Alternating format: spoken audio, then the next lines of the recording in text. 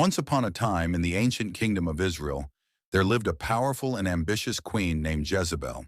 She was not born an Israelite, but was the daughter of Ethbaal, king of the Sidonians, a nation that worshipped false gods.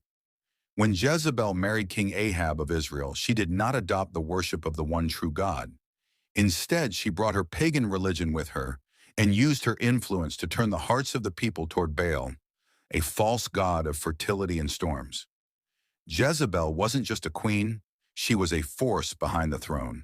She encouraged Ahab to build temples and altars to Baal, leading Israel into deep idolatry and spiritual rebellion. But it didn't stop there.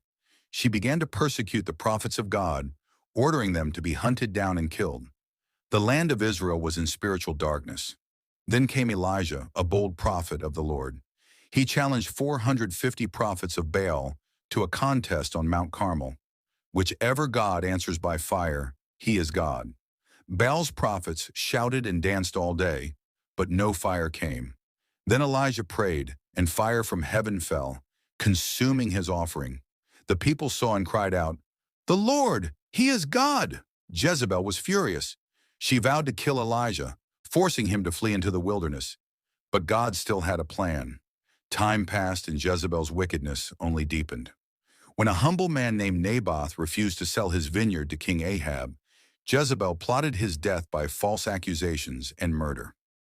After Naboth was stoned to death, Ahab took the vineyard. But judgment was coming. God sent Elijah once more to confront Ahab. He declared, "Because of what you've done, the dogs will lick your blood where they licked Naboth's. And as for Jezebel, she will be thrown down and the dogs will eat her." Years later, after Ahab's death, Jezebel remained in power as queen mother. But God raised up a new leader named Jehu, anointed to wipe out Ahab's wicked line.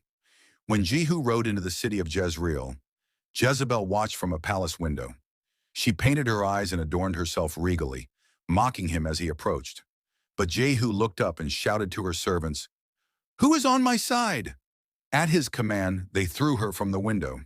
She crashed to the ground. Her blood splattered on the wall, and the dogs came and devoured her.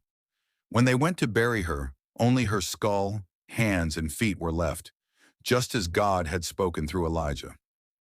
Jezebel's life is a chilling reminder of what happens when pride, manipulation, and rebellion against God go unchecked. Though she ruled with power and charm, she defied the living God, and his word came to pass. Her story stands today not just as a historical account, but a warning from the throne.